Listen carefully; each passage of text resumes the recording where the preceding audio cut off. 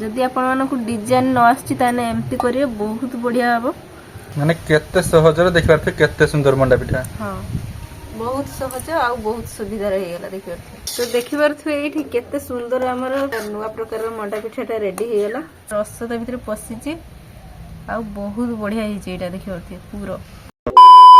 Hello नमस्कार सांग माने welcome to my new blog.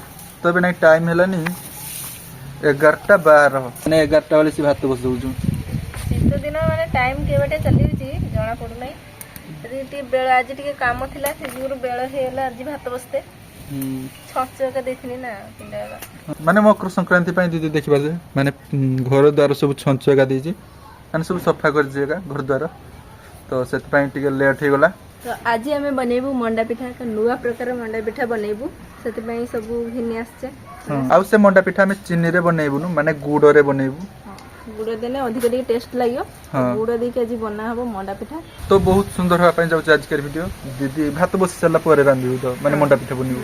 तो एठी देखिबार ते माने मो दीदी एठी गुटे बंधा कोबी ता मूलटा काटी लगे देथिला तो सेईटा बंधा कोबी होउची माने एठी होउची एठी ए बंधा कोबी होबो तो मैं जाने नि नगी देखनी किंतु गच्छ हेइची गच्छ तो हेइची बंधा कोबी धरियो तो देखे कोटी टे गुटे बंधा कोबी हेइची देखिया धरचुना धरनु है गजे बाहर केउची माने सेई बंधा कोबी रो ता मूलटा सेटा काटी कि नगी देखनी तर हेइची। धर देखिया त मैं आंब गच्छ पाकर ठियाइतले आ गच्छ रो धर जाई जे आंब बौळ ए दुनु धरियला नि आंब बौळ शीघ्र आंब हबो ए वर्ष सिति दिन धरे तो मैं जानिनु किसो जानु किंतु आम काहारीर गछर हेइ नै कि हमर गछ आंब बौळ नै हेरानी। तो एठी मंडा पिठा पई सुजी नै नेछि मु तो ए सुजी रे आज मंडा पिठा हबो बहुत बढ़िया हबो ए सुजी रे मंडा पिठाटा। तो फास्ट मैं सुजीटा को भाजी देबी टिके प्रथम टे तेल कढ़े रे देगी सुजीटा भाजी दबा तो सब सुजी एठी मु पके दोची सुजीटा को भलसे भाजी दबा। तो एबे सुजीटा नै भाजा सरियलानी माने भाजा हे जायछि एबे हमें पानी डाली के एटा को खळी काढिबा। तो हल्का हल्का पानी ढाली की एमती माने खोलीटा काढिबे तो स्वाद अनुसार एथरे टिके लूण दबा मन करके लुण देबे नै तो मोर को फुली जिवे तो पानी जतले पकाय थांदे लुणटा दे थांदे। तो एठी हे गेलानी खळीटा एटा काढ टाण हे जिवो एटा को हमें ढाकी के रखि देबा ता भितरे हमें माने पुरोटा बनेबा नडिया पुरो बनेबा।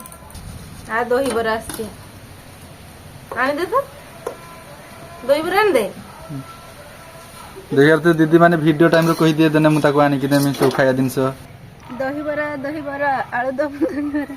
तो एबे नडियाटा भांगी के हमको पुरोटा प्रस्तुत करते हबो बाजू नै नडिया बाजू नहीं सुखी जे माने। तो एबे नडियाटा हम भांगी दे जे आ देखि परथवे ए माने सुखी जायछि पानीटा पूरा सुखी जायछि आ एठी खराब हे जाय थांता माने रहिथिने अधिक दिन खराब हे जाय एटा माने कि सोड हे जायछि। तो पानी किंतु टिके बाहरिलानी ठीक अछि। तो एबे नडियाटा भलो भाबरे पूरा कुरी दबा एते जोर पवन होची माने एरकुंका पवन केही बेले हुएनी आज एते जोर पवन होची माने धूली ही होची सब उडी की बहुत जोर पवन होची किंतु एरकुंका गरम दिने किंतु पवन होएनी गरम दिन एते पवन हुएनी। आउ थरा असला देखिबा तो केते जोर पवन गोटे नडिया रे देखिबा तो केते सारा नडिया पूरा बाहरी जी बहुत बाहरला तो नडियाटा टिके बड़ थिला ना ए पिठारो नडिया पुरोटा जे हमें बनेबा गुड़ रे बनेने बहुत टेस्ट लागियो एटा सेत पय हमें गुड़ आनछे चीनी रे बनेने भी भल लागियो किंतु चीनी रे एते भी टेस्ट लागियो चीनी रे सते बेसी टेस्ट लागेनी तो आमे सेते गुड़ रे बनेबू। भाई घिने आछी जरी रो गुड़ घिने आछी आ एनो तो जरी रो अधे लागि जियो मतलब डब्बा नै गलुन आमे टिके अल्प दबा गुड़टा कारण आमे बेसी मीठा खाबू ना ए गुड़ रे दे दबा नडिया सेने उडे हियो अछि मत लागुछु आखु चुपा एठी अछि देख एठी अछि देख आखु चुपा ना देखि बात गुड़ सहित फ्री आखु चुपा।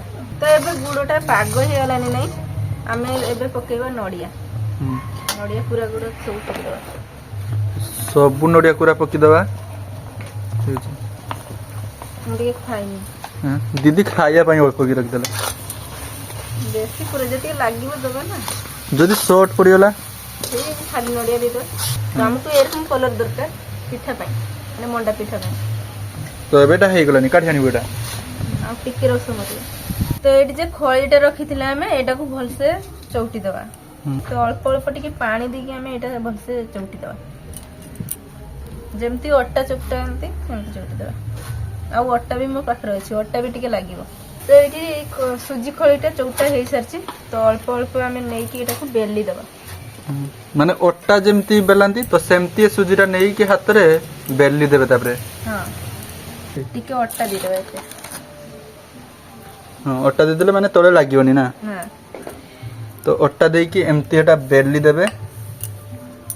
ଏଟା ବନେଇବା ପାଇଁ ଯେମିତି ଖୁସି ଲାଗିବ, ଆଉ ଖାଇବା ପାଇଁ ସେମିତି ଟେଷ୍ଟ ଲାଗିବ, ଆଉ ଦେଖିବା ପାଇଁ ସେମିତି ପୁରା ବଢିଆ ସୁନ୍ଦର ଦେଖାଯିବ।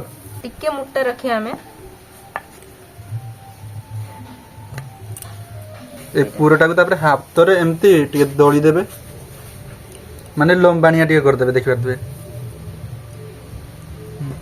ତାପରେ ଏଠି ସାଇଡରେ ରଖିଦେଇକି ଏଇଠି ଦେଖିପାରୁଥିବେ ମାନେ ଡିଜାଇନଟା କେମିତି ଆସିବ।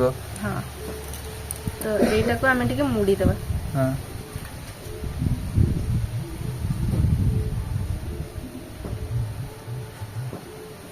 ବାସ୍। ତ ଏଇଠି ଜାଣିପାରିଥିବେ ଯେ ମଣ୍ଡା ପିଠାଟା ଆମର କେମିତି ହବ। ହଁ ଗୋଟେ ତାଟିଆ ନେଇଛି ମୁଁ, ଏଇ ତାଟିଆରେ ଆମେ କାଟିଦେବା। ଏଇଠି ଦେଖିପାରୁଥିବେ, ଯଦି ଆପଣମାନଙ୍କୁ ଡିଜାଇନ ନ ଆସୁଛି ତାହେଲେ ଏମିତି କରିବେ, ବହୁତ ବଢିଆ ହବ ପିଠାଟା। ମଣ୍ଡା ପିଠା ବହୁତ ସହଜରେ ବନେଇ ପାରିବେ।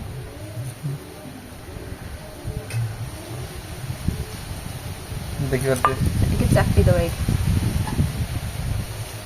ମାନେ କେତେ ସହଜରେ, ଦେଖିପାରୁଥିବେ କେତେ ସୁନ୍ଦର ମଣ୍ଡା ପିଠା। ହଁ ବହୁତ ସହଜ ଆଉ ବହୁତ ସୁବିଧାରେ ହେଇଗଲା, ଦେଖିପାରୁଥିବେ। ତ ଏମିତି ଯଦି ଆପଣ ବନେଇବେ ତାହେଲେ ମଣ୍ଡା ପିଠା ଆଉ ହାତରେ ଡିଜାଇନ ଦେବା ପାଇଁ ପଡିବନି। ହଁ ଆଉ ଗୋଟେ ଯଦି ବେଲିକି କରିବେ ତାହେଲେ ବହୁତ ଗୁଡା ହବ। ଏଇନ ହଁ ଛୋଟିଆ ଛୋଟିଆ କଲେ ଆହୁରି ବହୁତ ଗୁଡା ହବ। ଏମିତି ଟିକେ ମୁଡି ଦେଇତେ ହବ। ଦେନେ ଏଇଟାକୁ କାଟିଦେବା। ଛୋଟିଆରେ ଟିକେ କାଟା।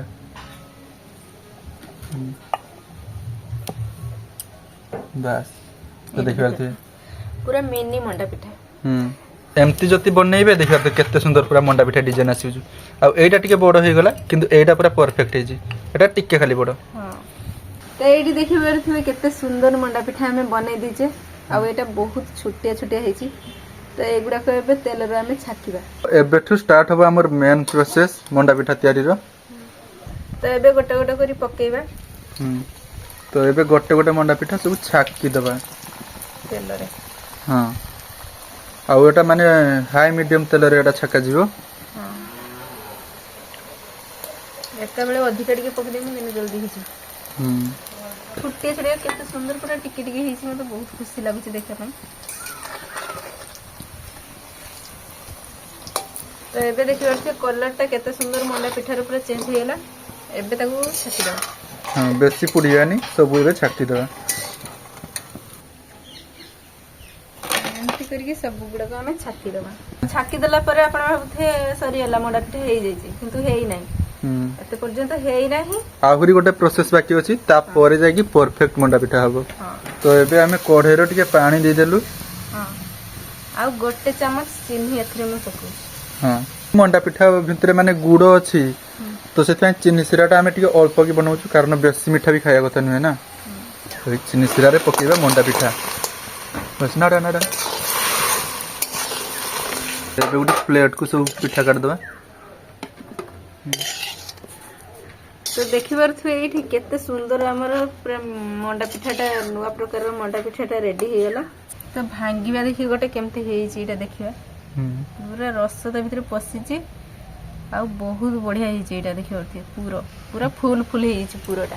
ବହୁତ ସୁନ୍ଦର ମଣ୍ଡା ପିଠା ହେଇଛି। ତ ଗୋଟେ ନୂଆ ପ୍ରକାର ମଣ୍ଡା ପିଠା ତିଆରି କଲେ। ତ ଏବେ ଟେଷ୍ଟ କରିବା, ଦେଖିବା କେମିତି ହେଇଛି। ତ ବହୁତ ସୁନ୍ଦର ଟେଷ୍ଟ ହେଇଛି ମଣ୍ଡା ପିଠା। ତ ଆପଣ ମାନେ ବି ଥରେ ଏମିତି ବନେଇ ଖାଆନ୍ତୁ, ବହୁତ ବଢିଆ ଲାଗିବ। ଆଉ ଏଟା ଗୋଟେ ଆମେ ନୂଆ ପ୍ରକାର ମଣ୍ଡା ପିଠା ବନେଇଲୁ। ତ କେମିତି ହେଇଛି କମେଣ୍ଟରେ ବି କହିବା। ତ ଥାଉ ଆଜିକାର ଭିଡ଼ିଓ ଏତିକି ଥିଲା। ଆପଣ ମାନେ ଲାଇକ୍ କରନ୍ତୁ, ଚ୍ୟାନେଲକୁ ଯଦି ନ ଆସିଥିବେ ତାହେଲେ ସବସ୍କ୍ରାଇବ କରନ୍ତୁ। ରହୁଛି, ବାଇ।